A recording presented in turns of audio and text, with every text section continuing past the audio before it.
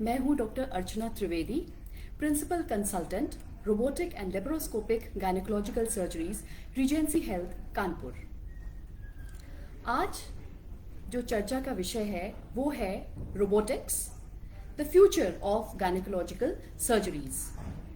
सबसे पहले मैं आपको बताना चाहूंगी कि रोबोट और रोबोटिक सर्जरीज क्या होता है।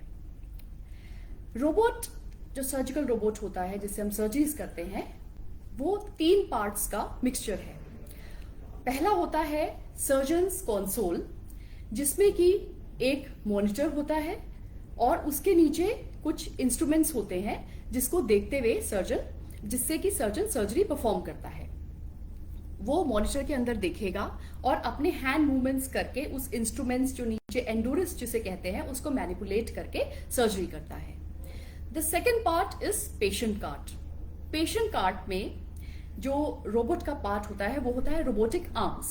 ये जो रोबोटिक आर्म्स होती हैं इसके थ्रू रोबोटिक इंस्ट्रूमेंट्स पेशेंट के एब्डोमेन यानी उसके पेट के अंदर जाते हैं और जो सर्जन कंसोल पे सर्जरी कर रहा है वो उस पेशेंट कार्ट में जाके ट्रांसमिट होते हैं, उसमें रेप्लिकेट होते हैं। They are exactly the same movements जो सर्जन कंसोल पे परफॉर्म कर रहा है।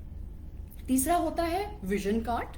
विजन कार्ट यानी एक मॉनिटर जिससे कि जो ओटी टीम है वो भी वो सर्जरी देख सकती है जो भी प्रोसीजर पेशेंट के अंदर चल रहा है। तो ये तो हुआ रोबोटिक सर्जरीज के बारे में। अब मैं आपको बताना चाहूंगी कि रोबोटिक सर्जरीज के ओवर एंड अबव जो कन्वेंशनल सर्जरीज होती हैं जैसे कि ओपन सर्जरीज या लेप्रोस्कोपिक सर्जरीज, उनके बियॉन्ड क्या फायदे होते हैं रोबोटिक सर्जरीज के। नंबर 1, पेशेंट को ऑपरेशन के बाद जिसे कि हम पोस्ट ऑप कहते हैं, पोस्ट ऑप पेन कम होता है या नेग्लिजिबल होता है या होता ही नहीं। दूसरा है पेशेंट को पोस्ट ऑप इन्फेक्शन कम होता है क्योंकि छोटे छोटे इंसिजन से वो अंदर गए होते हैं इंस्ट्रूमेंट्स, पूरा पेट नहीं खुलता है और बड़ी प्रिसाइज सर्जरी होती है, कोई टिश्यू डैमेज नहीं होता है। इस वजह से ऑपरेशन के बाद इन्फेक्शन कम होता है। पेशेंट को ऑपरेशन के दौरान अंदर ब्लीडिंग कम होती है, उसे ब्लड ट्रांसफ्यूजन या ब्लड रिक्वायरमेंट की जरूरत नहीं पड़ती है। पेशेंट का सेम डे या नेक्स्ट डे डिस्चार्ज हो जाता है हॉस्पिटल से और पेशेंट अपनी डे टू डे एक्टिविटीज बहुत जल्दी रिज्यूम कर सकता है। चाहे वो वर्किंग लेडीज हैं वो अपना ऑफिस या व्हाट्सएवर जल्दी ज्वाइन कर सकती हैं, जो होम मेकर्स हैं वो अपने हाउस होल्ड एक्टिविटीज जल्दी रिज्यूम कर सकती हैं। तो ये तो है रोबोटिक सर्जरीज के फायदे जो कि over and above conventional surgeries होते हैं। Decrease pain, decrease blood loss, decrease infection, early discharge and early return to day routine activities. अब मैं आपको बताना चाहूंगी कि ऐसा क्या होता है और ऐसा क्यों होता है रोबोटिक सर्जरीज में कि ये सब एडवांटेजेस मिलती हैं। नंबर 1 है कि जो रोबोट है उसमें जो सर्जन्स कंसोल है उसका जो कैमरा होता है जिसपे अंदर मॉनिटर है, जिसमें सर्जन अंदर कंसोल में झांक के जो देख पाता है पेशेंट के अंदर का एब्डोमेन का इनसाइड व्यू, उसका vision 3D high definition stereoscopic vision होता है। आप कभी मूवी हॉल्स में गए होंगे, आपने 3D मूवी अगर देखी होगी, 3D मूवी हॉल्स होते हैं जिसमें कि आपको चश्मा दिया जाता है जो कि 3D चश्मा जिससे कि पहन के आप 3D विजन देख सकते हैं मूवी हॉल में। और एक है आप मूवी हॉल में, नॉर्मल मूवी हॉल में आप मूवी देखने जाते हैं, पिक्चर देखने जाते हैं, तो आप खुद ही महसूस करते होंगे कि दोनों में कितना डिफरेंस है। जो आप 3D मूवी देख रहे हैं आपको लगेगा अरे बिल्कुल आपके सामने ही हो रहा है, उसकी आपको डेप्थ फील होगी, और 3D विजन से आपको लगेगा अरे ये तो बिल्कुल जीता जागता सेम वैसे ही हो रहा है जैसे रियलिटी में होता है। जबकि 2D विजन में आपको ऐसा मूवी हॉल में पिक्चर देखते हुए महसूस नहीं होगा।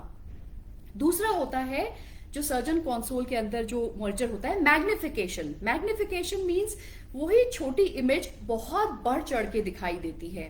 सपोज ये हाथ की लकीर है, ये आपको ओपन सर्जरी में हाथ की लकीर ही की तरह दिखाई देगी, ये आपको लेप्रोस्कोपिक सर्जरीज में थोड़ी मैग्निफाइड दिखाई देगी, थोड़ी मोटी दिखाई देगी। आपको रोबोटिक सर्जरीज में ये काफी मोटी दिखाई देगी, इसके जो लकीर है, लकीर के भी फाइन जो अंदर है वो सब आपको दिखाई देगा।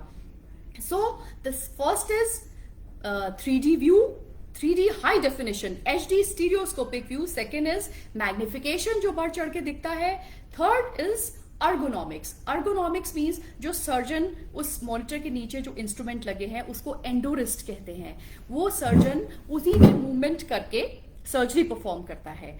वो मूवमेंट जो इंस्ट्रूमेंट्स होते हैं उनका कैसा भी मूवमेंट डिग्री वाइज हो जाता है, बिल्कुल जैसे ह्यूमन रिस्ट मूव करती है आगे पीछे ऊपर नीचे, वो इंस्ट्रूमेंट्स मूव करते हैं। सर्जन सपोज वो मूवमेंट्स करके सर्जरी कर रहा है, सेम मूवमेंट्स पेशेंट के एब्डोमेन के अंदर ट्रांसमिट हो रहे हैं।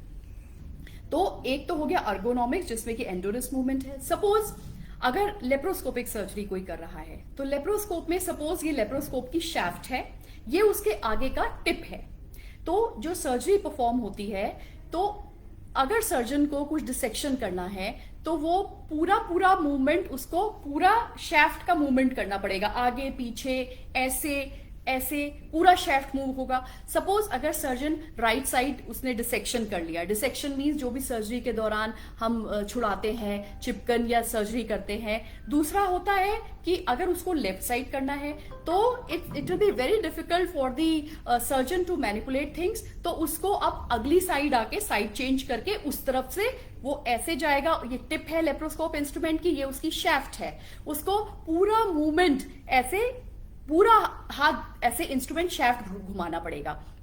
इसे कहते हैं हम fulcrum effect. Fulcrum effect means यहां पे मूवमेंट हो रहा है, पूरा अंदर ट्रांसमिट हो रहा है। अब सर्जन अगर यहां से इंस्ट्रूमेंट मूव कर रहा है तो ये इतना एंगल है, आगे जाके वो एंगल बढ़ जाता है। इसके होने की वजह से जो टिश्यू डैमेज है, जिसे कोलैटरल टिश्यू डैमेज कहते हैं, मतलब आप करना सर्जरी यहां चाह रहे हैं पर डैमेज आसपास के ऑर्गन, आसपास के टिश्यूज में भी हो जा रहा है, वो इसी फल्क्रम इफेक्ट की वजह से होता है। अब जो रोबोटिक के इंस्ट्रूमेंट हैं उसमें रिस्ट मूवमेंट्स होते हैं। अब अगर सर्जन सर्जरी यहां पे कर रहा है तो रोबोट की आर्म जो अंदर गई है वो सर्जरी ऐसे कर रही है, वो इधर मूव हो जाएगी, वो उधर मूव हो जाएगी, हल्का सा इंस्ट्रूमेंट चेंज करने पे वो राइट से लेफ्ट आ जाएगी। और इसकी एक खास बात है, जो एंडोरिस्ट मूवमेंट्स होते हैं ये बियॉन्ड जो ह्यूमन लिमिटेशन है, जैसे ये पूरा ह्यूमन लिमिटेशन है, वो उसके बियॉन्ड होते हैं। सो एक ही एंगल पे ये शाफ्ट डाल के, जो कि रोबोटिक आर्म्स कहते हैं, उससे जाता है इंस्ट्रूमेंट, ये मूवमेंट कैसे भी हो जाते हैं, आगे पीछे ऊपर नीचे। तो वो जो फल्क्रम इफेक्ट है, जो पूरा सर्जन को इंस्ट्रूमेंट मूव करना पड़ता है, वो इफेक्ट नहीं होता है। ये भी एक रीजन है सटीक सर्जरी का, बिल्कुल प्रिसाइज सटीक सर्जरी होती है इन अ मैग्निफाइड 3D व्यू। तो जाहिर सी बात है कि जो टिश्यू डैमेज है आसपास जो होता है वो नेग्लिजिबल होता है या होता ही नहीं है। इसी वजह से जल्दी recovery, less pain, less infection, less blood loss, क्योंकि कोई कैपिलरी या कोई ब्लड वेसल का डैमेज का होने का इसमें चांस ही नहीं रहता है। सो अब आप समझ पा रहे होंगे कि अर्गोनॉमिक्स जिस हिसाब से वो काम करता है उसलिए। अब किसी किसी को, सर्जन या किसी भी फॉर दैट मैटर, किसी को भी हो सकता है कि थोड़ा ट्रेमर्स होते हैं, जब काम कर रहे होते हैं हल्का सा हाथ हिलता है, तो ये जो एंडोरस मूवमेंट होता है इससे टोटल ट्रेमर रिडक्शन हो जाता है। ट्रेमर फिल्ट्रेशन कहते हैं, मतलब ट्रेमर्स छन के जाते हैं पेशेंट के पेट के अंदर, तो वो इंस्ट्रूमेंट पे आते ही रिफ्लेक्ट ही नहीं होते हैं। सपोज कोई लेप्रोस्कोपिक सर्जरी हो रही है और सर्जन को थोड़ा सा भी ट्रेमर का कुछ भी है प्रॉब्लम, तो वो पूरा ट्रेमर हिलेगा हाथ, है ना, तो वो अंदर जाके, इसलिए उससे भी कोलैटरल टिश्यू डैमेज, जो अंदर टिश्यू डैमेज होता है वो बढ़ सकता है। अब है कि क्योंकि सेम रीजन से कि एक व्यू मिलता है, ट्रेमर रिडक्शन है और फल्क्रम इफेक्ट नहीं है, अंदर जाके ब्लीडिंग भी नहीं होती है, क्योंकि कोई रक्त कोशिका या कैपिलरी छोटी रक्त कोशिकाएं, उनको डैमेज होने का चांस ही नहीं होता है। और इन्हीं रीजन की वजह से, और क्योंकि छोटे छोटे इंसिजन दिए जाते हैं, सेप्सिस मींस इन्फेक्शन कम होता है। और एक और रीजन जो बहुत महत्वपूर्ण है, जिसकी वजह से ये सब जो मैंने कॉम्प्लिकेशंस या प्रॉब्लम्स बताई आपको ऑपरेशन के बाद जो पेशेंट अक्सर फेस करते हैं, वो नहीं के बराबर होती हैं। टोटल कंट्रोल इन रोबोटिक सर्जरीज सर्जन के हाथ में होता है।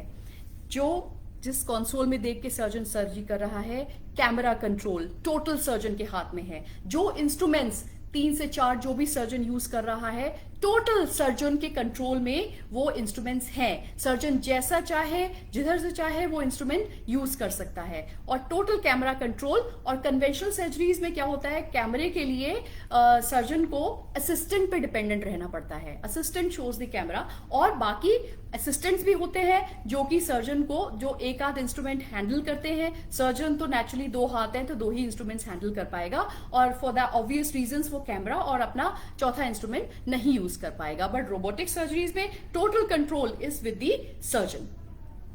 अब एक और इसका एडवांटेज, जाहिर सी बात है, सर्जन बैठ के सर्जरी कर रहा है, वो एंडोरिस मूवमेंट से सर्जरी कर रहा है, तो उसको फटीग कम होती है, टायर्डनेस कम होती है। ये आप माने या ना माने, me being a surgeon I feel एक एग्जॉशन, एक फटीग, ये बहुत बड़ा रीजन है कि सर्जन थक जाएगा तो उसका इतना वो प्रिसीजन से सर्जरी नहीं कर पाएगा, उसको लगेगा आराम की जरूरत है। बट रोबोटिक सर्जरीज में आप कितनी भी लंबी सर्जरी, कितनी एक के बाद एक सर्जरी हो, सर्जन के थकने का चांस नहीं होता है। And that surgery is very enjoyable also. Surgeon बड़े अच्छे व्यू से, बड़े मन से वो सर्जरी कर पाते हैं। दूसरा ये है कि जो डीपर एरियाज हैं, जैसे कि 3D विजन की वजह से, मैग्निफिकेशन की वजह से, जो कि कन्वेंशनल लेप्रोस्कोप वगैरह से नहीं पहुंचे जा सकते हैं, वो डीप एरियाज भी पेट के अंदर आराम से रोबोटिक इंस्ट्रूमेंट्स द्वारा वो पहुंचा जा सकता है उन तक, और उन पर सर्जरी की जा सकती है। अब मैं आपको बताना चाहूंगी कि कौन कौन सी सर्जरीज में रोबोटिक सर्जरीज का यूज है, कौन कौन सी गायनेकोलॉजिकल सर्जरीज में ये किया जा सकता है। वैसे तो किसी भी गायनेकोलॉजिकल सर्जरी में ये किया जा सकता है, बट जो मेन है वो है हिस्टेरेक्टमी, जैसे कि यूट्रस रिमूवल जिसे कहते हैं, तो वो बहुत अच्छे से इसमें हो जाती है। अभी मैं आऊंगी आगे कि किन सबसेट्स ऑफ पेशेंट्स में ये और भी अच्छे तरीके से हो जाती है, जो कि ओवर एंड अबव एक एडवांटेज है कन्वेंशनल सर्जरीज के ऊपर। दूसरा है फाइब्रॉइड रिमूवल, मायोमेक्टमी जिसे कहते हैं। ये यूट्रस में गांठ या रसौली जिसे कहते हैं, वो बहुत अच्छे से डिसेक्ट हो जाती है, निकल जाती है। और जो सूचरिंग होती है, एक बात मैं आपको पहले बताना भूल गई कि ये सूचरिंग भी बहुत इंपॉर्टेंट है। सूचरिंग मीन्स जो हम सिलाई करते हैं पेशेंट के अंदर, ये भी एक बहुत महत्वपूर्ण हिस्सा है एक पेशेंट की रिकवरी के लिए और ऑर्गन्स की मजबूती के लिए। तो एंडोरिस्ट मूवमेंट होने की वजह से जैसे मेरा हाथ चल रहा है, ऐसे ही अंदर इंस्ट्रूमेंट वो सर्जरी कर पाते हैं, चाहे वो हॉरिजॉन्टल सर्जरी हो, सूचरिंग हो, आई मीन टू से, और चाहे वो वर्टिकल सूचरिंग हो, वर्टिकल सिलाई हो। जो आप लेप्रोस्कोप से करते हैं वो पूरा का पूरा आपको ऐसे लेने के लिए एक उसमें टांका, और फिर ऐसे लेने के लिए आपको ऐसे लगातार मूवमेंट्स करने पड़ेंगे, जिससे कि फल्क्रम इफेक्ट और आसपास का टिश्यू डैमेज ये सब ज्यादा आएगा। जबकि रोबोटिक सर्जरीज में क्योंकि एंडोरिस्ट मूवमेंट्स हो रहे हैं, तो ये बड़े आराम से हो जाता है। अब जो अगली सर्जरी है वो है endometriosis. Endometriosis is a condition जिसमें कि आपको अक्सर एक तो ओवेरियन सिस्ट मिलती हैं, दूसरा अंदर एब्डोमेन के अंदर बहुत चिपकन मिलती है जिसे हम एडिशंस कहते हैं। ये चिपकन आंतों की आपस में हो सकती है, आंतों की बच्चेदानी से हो सकती है, ओवरीज की आपस में, ओवरीज मतलब अंडाशय, इनकी आपस में हो सकती है, या आंतों की ओवरीज के ऊपर जाके हो सकती है, या पेशाब की थैली चिपकी हो सकती है। एक बहुत महत्वपूर्ण ऑर्गन होता है यूरेटर। यूरेटर जो किडनी से यूरिनरी ब्लैडर, पेशाब की थैली तक पेशाब लाते हैं। एंडोमेट्रियोसिस कंडीशन में अक्सर ये यूरेटर्स इन्वॉल्व हो जाते हैं। अगर कन्वेंशनल सर्जरी से ये चिपकन छुड़ाई जा रही है, जिसे हम एडिशियोलिसिस कहते हैं, तो यूरेट्रिक इंजरी, यूरेटर में इंजरी और या फिर और किसी भी आंतों में इंजरी का चांस ज्यादा होता है। बट रोबोटिक सर्जरीज में, as I told you, the reasons 3D vision, magnification, EndoWrist movement and reduction of fulcrum, tremor effect, अच्छा suturing, you know all the जो कि ड्रॉबैक्स हैं कन्वेंशनल सर्जरीज के, वो बाईपास हो जाते हैं। और यूरेटर को भी हम बड़ी फाइन सर्जरी यूरेटर में कर सकते हैं। इसमें एक फायरफ्लाई मोड होता है जिसको ऑन करने पे यूरेटर्स या कोई भी इंपॉर्टेंट स्ट्रक्चर वो क्लियरली दिखने लगता है। तो ये सब तो इसके, ये इन सर्जरीज में चौथी सर्जरी जैसे मैं आपको बताऊं और महीन सर्जरी इज अ ट्यूबोप्लास्टी। ट्यूबोप्लास्टी या ट्यूबल एनास्टोमोसिस या री एनास्टोमोसिस। कई बार ये इनफर्टिलिटी का, बच्चा ना होने का इंपॉर्टेंट कॉज है कि ट्यूब्स ब्लॉक्ड हैं। तो इसमें ट्यूब्स क्योंकि बहुत पतला ऑर्गन होते हैं और उसके अंदर का जो ल्यूमेन होता है वो बहुत ही पतला होता है। बिकॉज रोबोटिक सर्जरीज में एक मैग्नीफाइड व्यू मिलता है, सर्जन कैमरे को बिल्कुल ऐसे लगता है आंखों के पास है और 3D विजन है, तो वो जैसे किसी की पहले नसबंदी हो चुकी है, उसको अपनी नलियां खुलवानी है, या किसी की ट्यूब्स ब्लॉक्ड हैं, तो ये फाइन ट्यूबल सर्जरीज जिसमें कि वो ब्लॉक हटा के ट्यूब जो खुली हैं आपस में जोड़ी जा सकती हैं, तो ये भी बहुत एक इंपॉर्टेंट सर्जरी है जो रोबोटिक से बहुत ही अच्छे तरीके से हो पाती है। अगली है सेक्रोकॉल्पोपेक्सी। अगर किसी की बच्चेदानी नीचे आ रही है, बाहर आ रही है वेजाइना से, जिसे हम प्रोलैप्स कहते हैं, प्रोलैप्स सर्जरीज के लिए भी ये बहुत अच्छा है, या जिसकी पहले से यूट्रस रिमूव हो चुका है उसके बाद भी उसकी कुछ पार्ट्स नीचे आ रहे हैं, जिसे हम वॉल्ट प्रोलैप्स कहते हैं, नीचे की तरफ सरक आया है, उसके लिए भी जो रोबोटिक सर्जरीज हैं वो बहुत ही फायदेमंद होती हैं। एक और सर्जरी है कैंसर सर्जरीज। ये चाहे ओवरी का अर्ली ओवेरियन कैंसर हो, अगर लेट ओवेरियन कैंसर है तो डीबल्किंग मींस जो कैंसर फैल चुका है उसको बाहर निकालने में, उसको छुटाने में ये बहुत ही हेल्पफुल होता है। अगेन फॉर सेम रीजंस जो मैंने आपको ऑलरेडी बता दिए हैं। इसमें इवन बच्चेदानी का कैंसर, उसमें भी जो रेडिकल सर्जरी होती है, रेडिकल हिस्टेरेक्टमी कहते हैं, जिसमें कि यूट्रस, ट्यूब्स, ओवरीज तो सब निकलता ही है, आसपास थोड़ा और टिश्यू हम लेके चलते हैं, प्लस लिम्फ नोड्स जिन्हें कि गिल्टिया कहते हैं वो भी निकाले जाते हैं। तो वो क्योंकि जिसे रेट्रोपेरिटोनियल लिम्फ नोड्स जैसे कि pelvic lymph nodes, para-aortic lymph nodes यानी गिल्टियां, इनमें क्या होता है, इन गिल्टियों के आसपास बड़े इंपॉर्टेंट स्ट्रक्चर्स होते हैं, जैसे कि महीन महीन नसें, नर्व्स जिन्हें कहते हैं, या कैपिलरीज, या और भी बहुत इंपॉर्टेंट स्ट्रक्चर्स। तो बड़ा फाइन डिसेक्शन, मतलब कि एकदम आगे देख के बड़ा बहुत ही महीन महीन छुड़ाना होता है। तो नेचुरली इतने 3D मैग्निफिकेशन और ऐसे इंस्ट्रूमेंट्स के साथ ऐसी सर्जरीज जो लिम्फ नोड्स हम निकालते हैं बहुत ईजिली हो जाता है और बहुत फाइन ट्यूनिंग के साथ होता है। अब इन्हीं पेशेंट्स में जो और सबसेट्स ऑफ पेशेंट्स हैं जिनमें कि रोबोटिक सर्जरीज बहुत ही फायदेमंद है, वो है ओबीस पेशेंट्स, जो कि जिनका वेट ज्यादा है, बीएमआई ज्यादा है। दूसरा है कोमॉर्बिड कंडीशंस के साथ पेशेंट, जैसे कि जिनको और भी प्रॉब्लम्स है साथ में, चाहे वो हार्ट की प्रॉब्लम हो, वो लिवर की प्रॉब्लम हो, किडनी की प्रॉब्लम हो, क्योंकि ऑपरेटिव टाइम कम होता है इसमें, और जिस तरीके से मूवमेंट्स होते हैं इंस्ट्रूमेंट्स के बहुत ही इफेक्टिव होता है। तो उन पेशेंट्स में भी ये बहुत कारगर सर्जरी होती है। और जिनमें पहले सर्जरीज हो चुकी हैं, कोई पहले पेट खोल के सर्जरी हुई है या पहले दूरबीन से सर्जरी हुई है, फॉर दैट मैटर उनके अगर सिजेरियंस हुए हुए हैं, 3 सिजेरियन, 4 सिजेरियन, 5 सिजेरियन, या कोई भी आंतों की सर्जरी पहले हो चुकी है, तो उनमें भी ये बहुत कारगर होती है, फॉर द सेम रीजन कि अंदर जितनी ज्यादा सर्जरीज, अंदर उतनी ही चिपकन, एडहेजन्स मिलने का चांस बहुत होता है, चाहे वो आंतें चिपकी हो, कोई भी फॉर दैट मैटर कोई भी ऑर्गन अंदर चिपका हो।